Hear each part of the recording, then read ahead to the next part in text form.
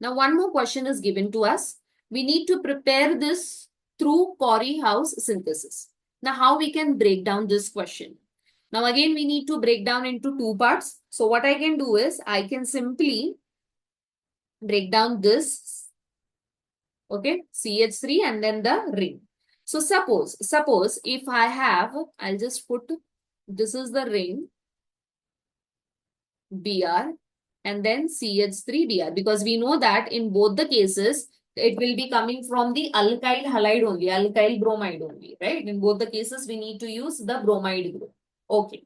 Now, let us have a look on this particular group and try to identify which one will be coming from A and which one will be coming from B. Okay. Now, A already I have explained. A is the Gilman's reagent. Okay. Kindly go through all the previous lectures. Gilman's reagent, and B part is the nucleophilic substitution, that is SN2, provided that this should not be 3 degree. Okay. So it should be what? It should be 1 degree. Clear? Now if I look into this bromobenzene, I can see that this Br, okay, this Br, when it is transferring its electron, right? So what is going to happen? This bond will shift here. I'm going to get the resonating structure in this way. This is double bond Br. Here I will be getting lone pair. Here I am going to get double bond. Clear? Now, the important part is, since it is having what? It is having double bond. Okay?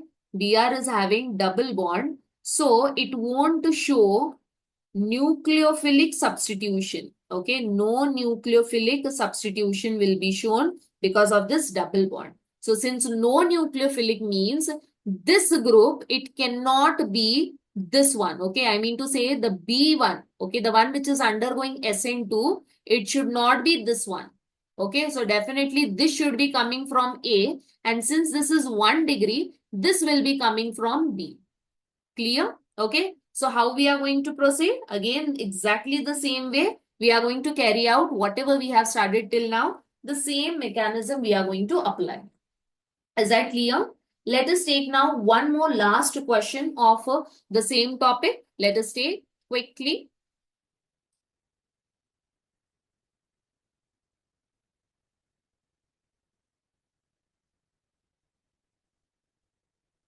Now again, it is very simple. Now here, a compound is given. We need to prepare this by Corey House. Or the question can be, they can ask you, which one is the Corey House reagent? Now, as I said, we need to break down this into two parts, right? So suppose if I'm breaking it in this way, okay? Now, this is which degree? This is 2 degree, right? This is which degree? This is 1 and 2. This is 2 degree. Whereas this one, okay, this is which degree? This is clearly 3 degree. Clear? So this is 3 degree and this one is 2 degree. Okay. Now if I look into SN2 mechanism, as I said, in SN2, what we are going to do is we need to simply look into the reactivity. It is 1 degree, 2 degree and 3 degree. So definitely A part, and if I look into B part is the one which is following SN2. So this should not be 3 degree, 2 degree. It should be 1 degree. Okay, or 2 degree. So this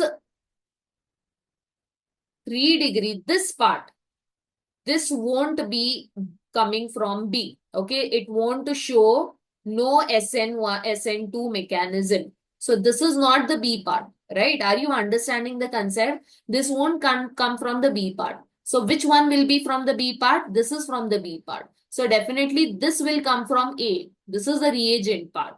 And this will be from the SN2 mechanism. Clear? Are you getting the concept? Still, if you have any doubt, any difficulty, do write down in the comment box. I'll definitely help you out with more and more example along with simple tricks.